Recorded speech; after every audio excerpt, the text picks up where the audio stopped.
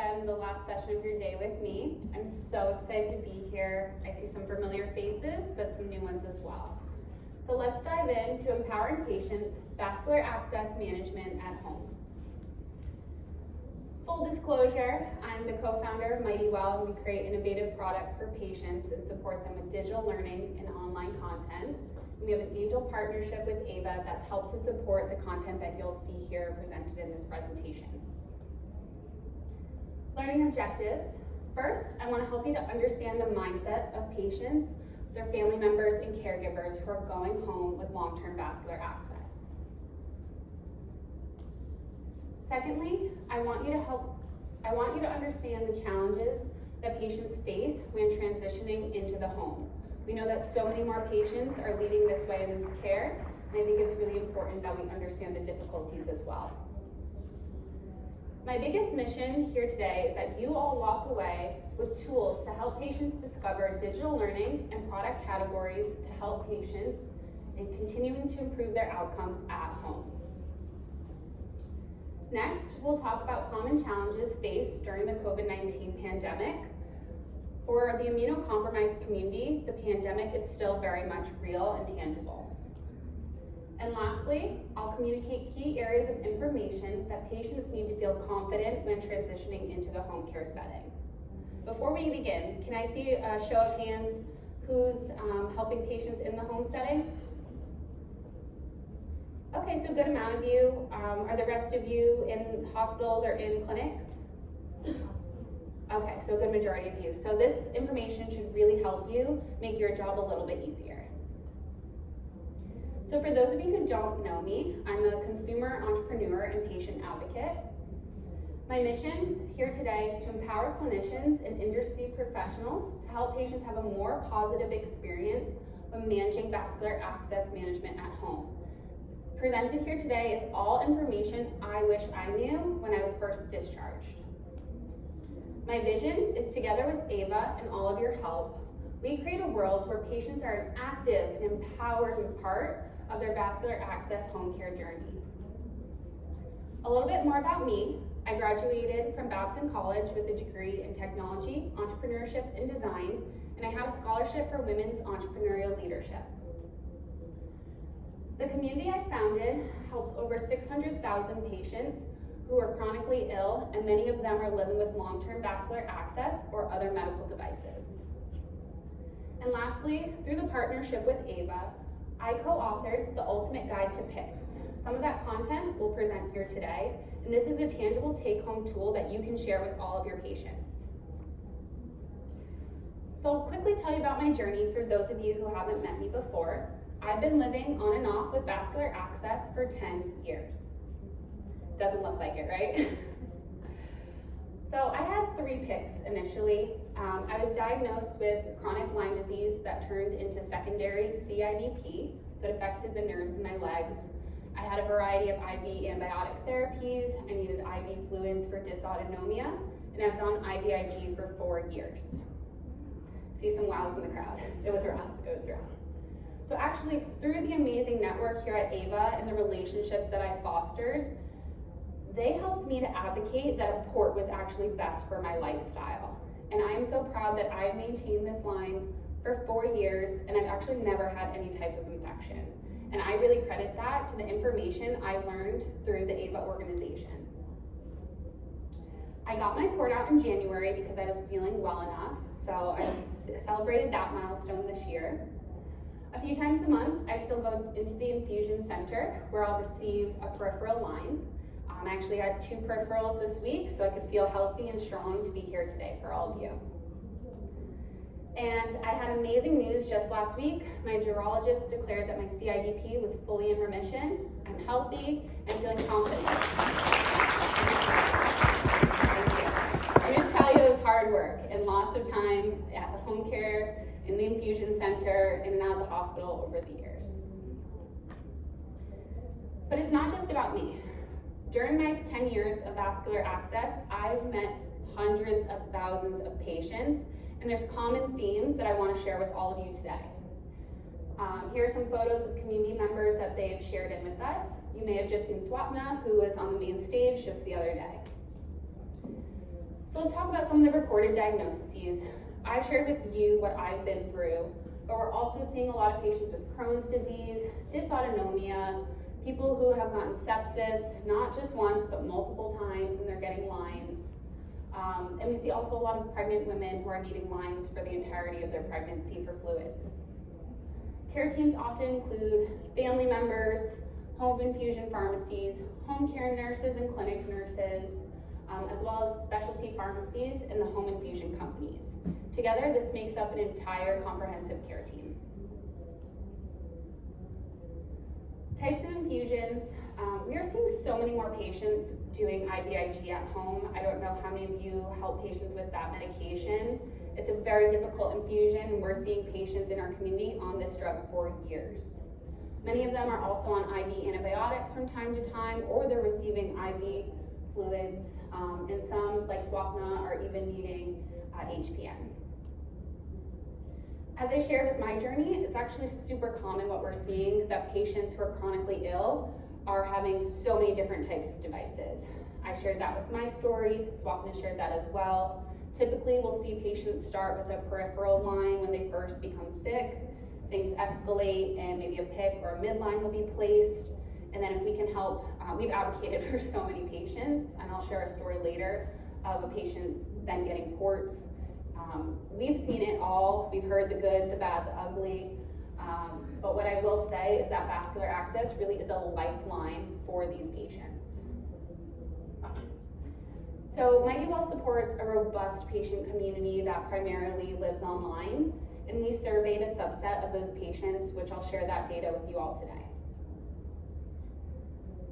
So number one is 92% of patients reported that they feel extremely alone after their procedure.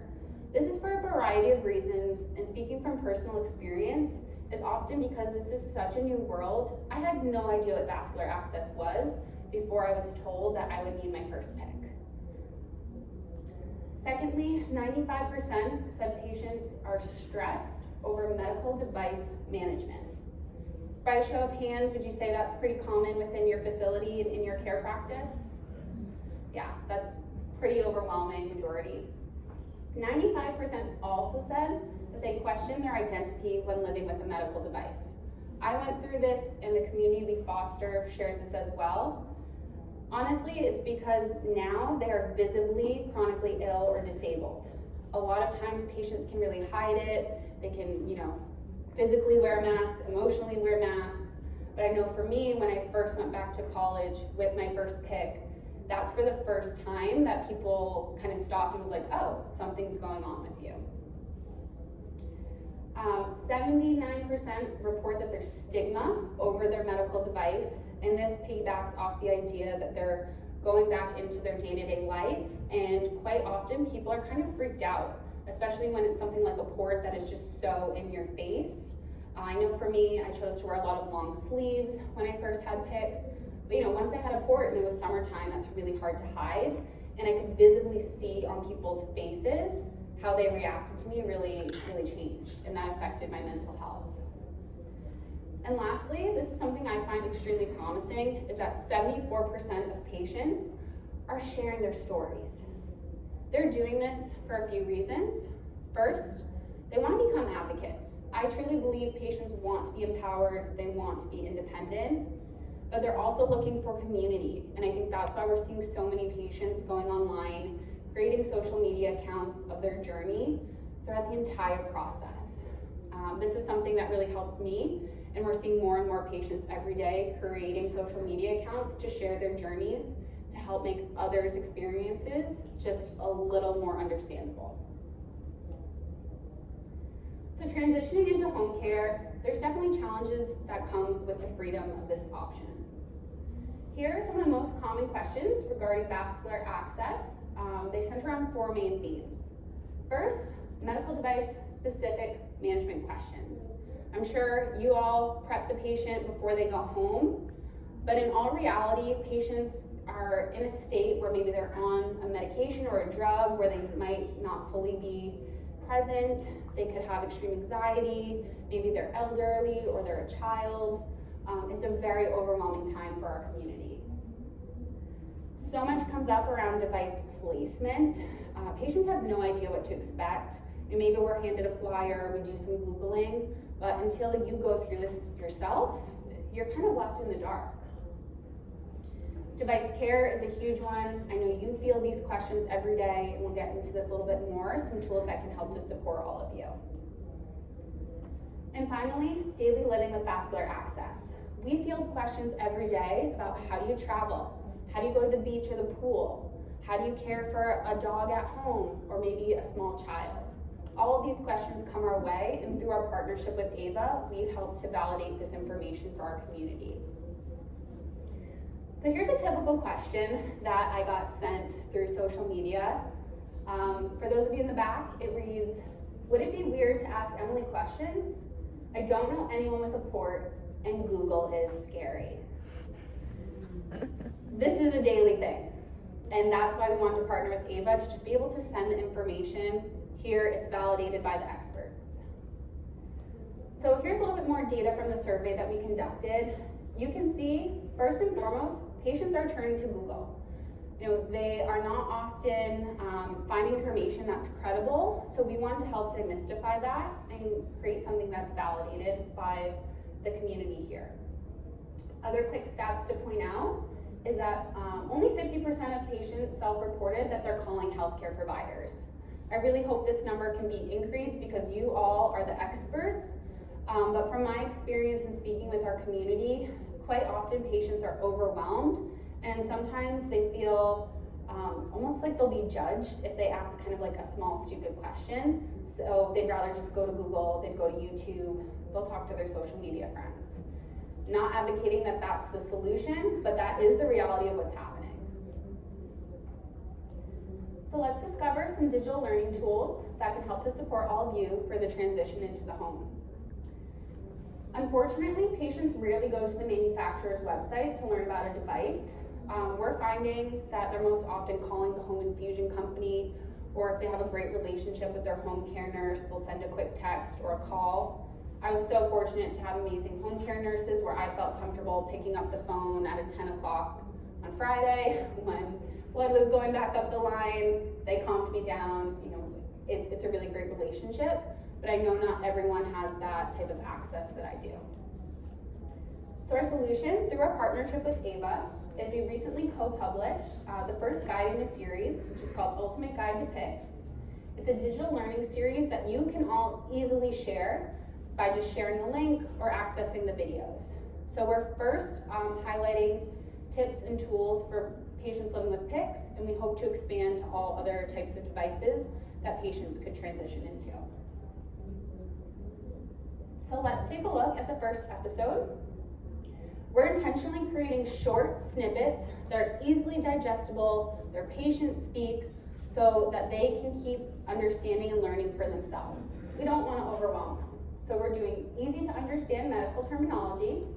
We're empowering users to care for their PIC at home or on the go. And finally, we're demystifying what exactly is a PIC and what is it used for? If you're asking yourself this question, we're here to help. My name is Isabella, and this is the first episode of the Ultimate Guide to PICS for Patients and Caregivers, the video series.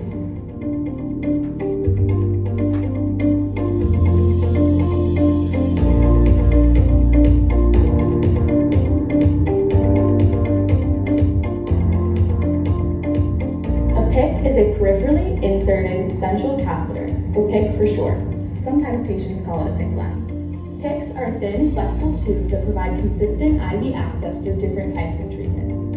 Those who may need a PIC are patients whose treatment requires long-term access for antibiotics, or for administering medications such as chemotherapy. PICs can also be used to administer IV nutrition and hydration. If you know someone getting a PIC, be sure to share this video with them. If you have more questions around PICs and other types of vascular access devices, let us know in the comment section below and we can add them to our next video.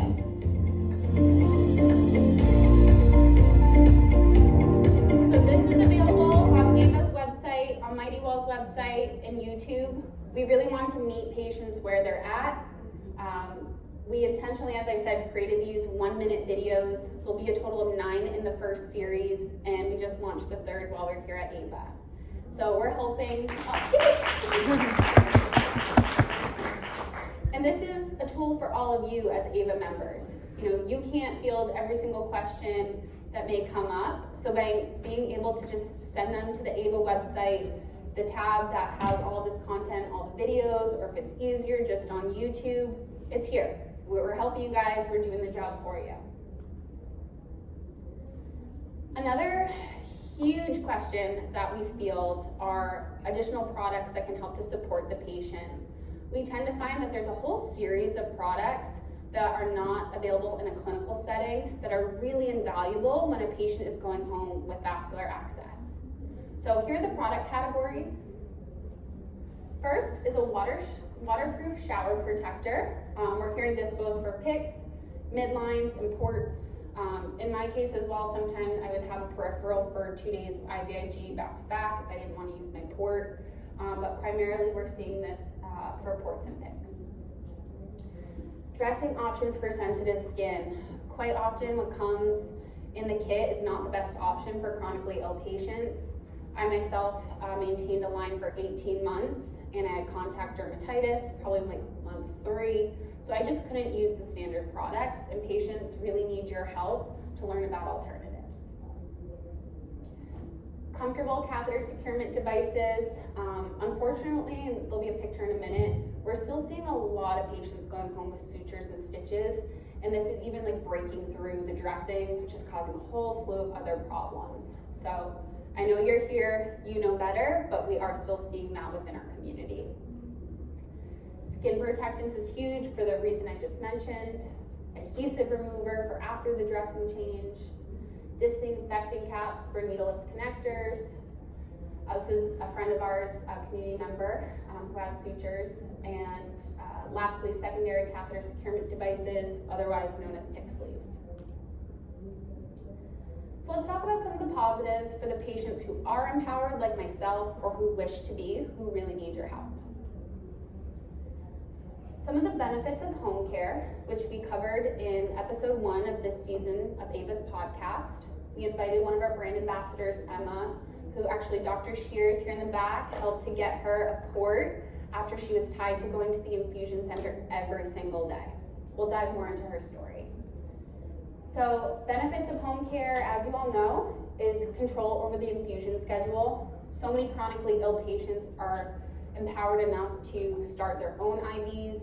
In my own case, I was doing all of my own IV antibiotic therapy once I was trained. The only time I needed a home care nurse was during IVIG once a month. Secondly, the comfort of their own home. And lastly, feeling safer, especially with COVID still surging, of being able to be in an environment that's relaxing, they feel comfortable taking their masks off, and it helps to reduce their anxiety. So here's what one of our community members, Dottie, had to say. Quote, "Whenever I had a health issue with infections, nurses are the first to advocate for me and to get on the phone to get things going. I'm forever grateful to my nurses." And then Emma, who you can see in the video opposite me, she had to say, and this is in regards to her, the AVA community helping to advocate for her to get a port, quote, "I still every day cannot believe you made life possible for me. I don't think you really understand what you did for me. I got a whole part of my life back. Seriously, thank you." Emma actually just texted me this afternoon, and she said for the first time, thanks to having vascular access at home, she's on a family vacation. So it's incredible. It's incredible. So I think that deserves a round of applause.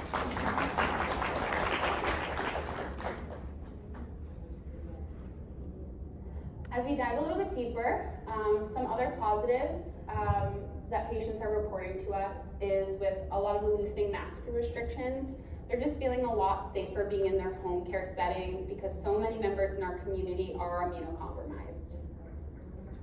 Next, they feel comfortable taking their masks off at home.